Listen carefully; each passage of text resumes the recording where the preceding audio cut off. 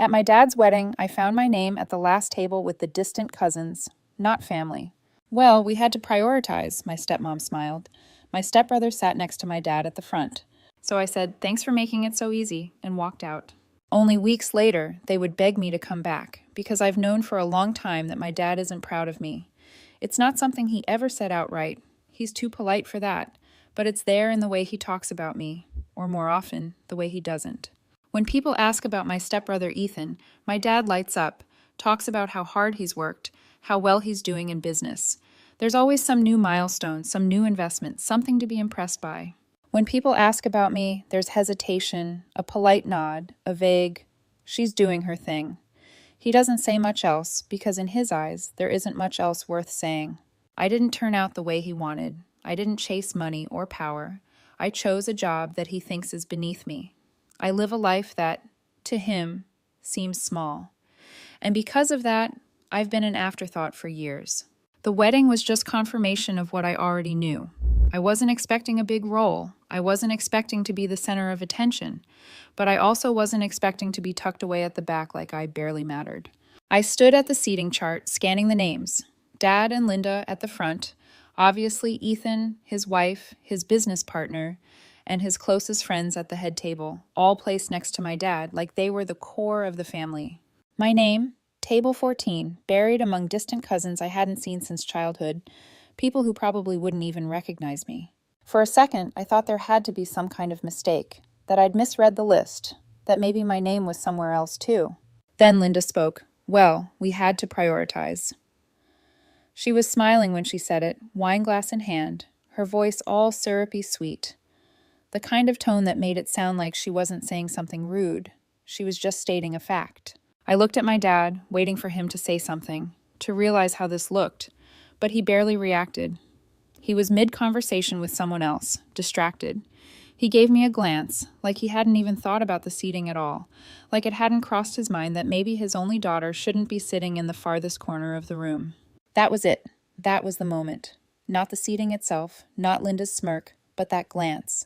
The casual indifference, the lack of recognition that anything might be wrong, because to him it wasn't, and that's when I knew I was done trying. I smoothed out my dress, let out a slow breath, and nodded. Thanks for making it so easy.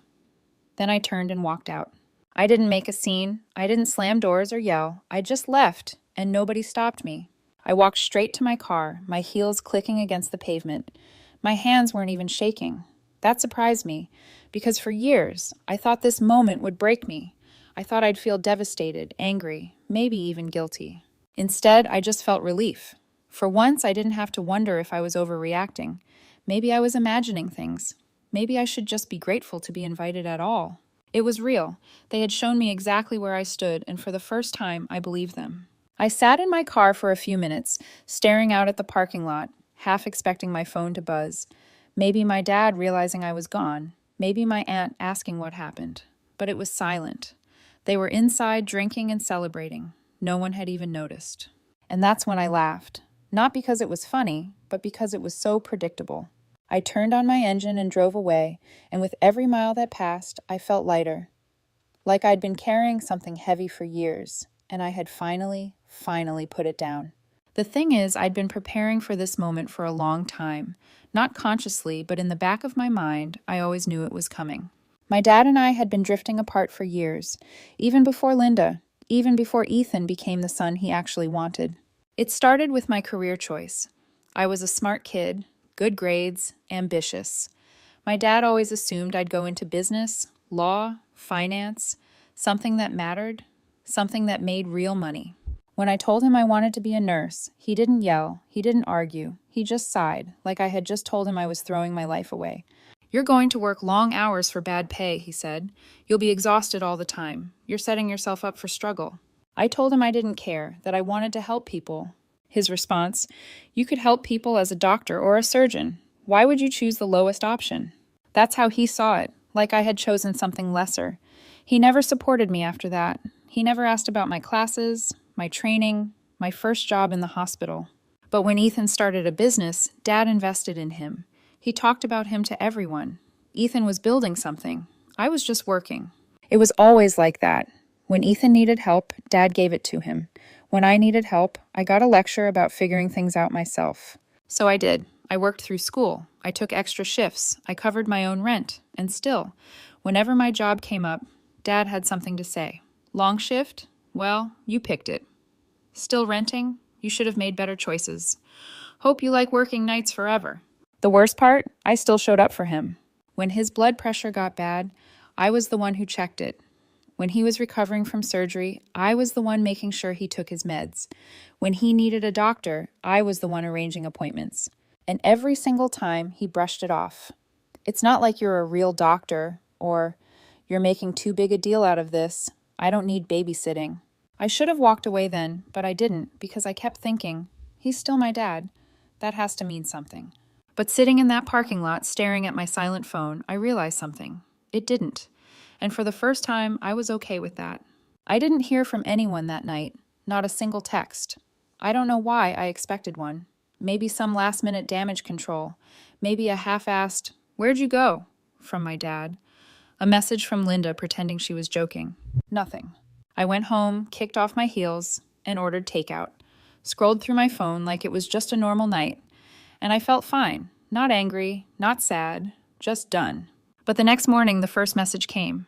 Aunt Jan. "Hey, are you okay?" That was how I knew people had started to notice. I ignored it. Then another. "Cousin Liam. Did something happen? I saw you leave early." Ignored. Then finally, my dad. "We need to talk." No apology. No, "I'm sorry if you felt left out." Just, "We need to talk." I left it on read. I spent the next few days waiting for the guilt to hit me. It never did. Instead, I felt lighter. I went to work, took extra shifts, had coffee with friends. I did normal things, and for the first time in years, I wasn't replaying old conversations in my head. No. Maybe I should have said this instead. No. Maybe I'm being too sensitive. Just silence. It was nice. Then a week later, I got a call from my aunt. "You need to talk to your dad." I didn't say anything, just waited. She sighed. "He's in the hospital." I almost laughed. Not because it was funny, but because, of course, he's fine. She added quickly, "But he needs help." There was not. "He wants to see you." Not. "He feels terrible about what happened." Just, "He needs help." I should have seen it coming. Turns out my dad had ignored his symptoms for too long. High blood pressure, stress, some kind of complication with his meds. Before, I would have been the one catching it early. I would have checked in, reminded him to go to the doctor, made sure he was taking care of himself. Now he was stuck in the hospital and I wasn't answering his calls. And suddenly, it mattered. The next few days were a family-wide crisis. Linda called. I ignored her. Ethan called. Ignored him too. Then Aunt Jan tried again. "Look, I get why you're upset." I raised an eyebrow. "Do you?" She hesitated. "You know how he is. He doesn't mean things the way they sound." I let out a breath. "Hey, let's test that." "What?" "Tell me what he meant then." Silence. Because she couldn't. Because he did mean it. Every time, every comment, every time he made me feel small, he meant it. And now he wanted me back. I got another text that night. "Dad, I need to talk to you." Not, "I'm sorry." Not, "I messed up." Just, "I need." I turned off my phone. A week later, he was discharged. The problem? He needed ongoing care. And guess what? That's expensive. Before, he had me. I did it all for free. Checked his blood pressure, monitored his meds, made sure he followed doctor's orders. Now he had to hire someone, and he couldn't afford it. Linda tried one last time. "I think we should put the past behind us." I almost choked on my coffee. "Oh, do you?" "Your dad is struggling. This is a family matter." I let out a short laugh. "Right, family. That's interesting, because a few weeks ago, I was sitting at the cousin table." Silence. "So which is it?" I asked. "Am I family, or am I a distant relative you can ignore until you need something?" "That's not fair. Neither was your seating chart." I hung up. I don't know what happened after that. Maybe they found someone cheaper. Maybe they figured it out on their own. All I know is that they stopped calling, and I haven't heard from them since. They stopped calling for a while. I thought that was the end of it, that they'd figure something out, or that my dad would finally accept that I wasn't coming back just because it was convenient for him. Then Linda showed up at my job. It was a slow afternoon at the clinic. I was finishing up paperwork when I heard a familiar voice at the front desk. "I'm here to see my stepdaughter. It's urgent." I closed my eyes, took a breath. Linda. The receptionist was already telling her that she needed an appointment, that personal visits weren't allowed during shifts. But Linda had that polite but pushy way of speaking that always got her what she wanted. I stepped out before she could make a scene. "What are you doing here?" I asked, arms crossed. She smiled like we were old friends. "I just wanted to talk." "We already did. Over the phone, remember?" Her smile twitched. "This isn't about me. Your father—" I held up a hand. "No, you don't get to bring him up like that's going to change anything. He's not doing well." I let out a short laugh. "Yeah, I know. That's what happens when you ignore your health for years." She sighed. "He's getting worse. We can't afford full-time care, and you should have prioritized better." Her eyes flickered. She knew exactly what I meant. "This isn't the time for grudges," she tried. "He's your father." Silence, because there was nothing else to say. She wanted me to feel guilty, to suddenly remember my place and step back in like nothing had happened. But I wasn't that person anymore. "If he needs care, hire someone," I said. "If you can't afford it, ask Ethan. He's the successful one, right?" Her jaw tightened. "He's busy." I almost laughed again. "Yeah, that's what I thought." I turned to leave. She grabbed my wrist. "You owe him," she hissed, voice low so no one else could hear. And there was the real reason she was here. I pulled my hand back. "No, I don't." Then I walked away. I thought that was the last of it. It wasn't. A week later, my dad called. I almost didn't pick up, but part of me was curious. I answered. Silence for a second, then, "Hey." I leaned against the counter. "What do you want?" He exhaled. "Linda said she talked to you." "She did." More silence, then, "I think we should talk in person." I laughed. "Oh, now you want to see me?" He ignored that. "Come by the house. We'll have dinner. Just us." I glanced at the clock. "You know, if you'd asked me that a year ago, I would have been so excited." More silence. "But I think we both know this isn't about dinner." He sighed. "Just come by." Against my better judgment, I agreed. The next evening, I went to the house. It was weird being back. Nothing had changed, but it didn't feel like home anymore. It hadn't for a long time. Dad was already at the table when I walked in. The smell of takeout filled the room. He hadn't cooked. He never did. I sat down. For a few minutes, we ate in silence. Then finally, he spoke. "So how's work?" I almost laughed. "You don't care about my job, Dad." He winced. "That's not true." "Really? Because last time I checked, you thought it was a waste." He rubbed his temple. "Look, I didn't ask you here to argue." "Then why am I here?" He hesitated, then finally got to the point. "I need your help."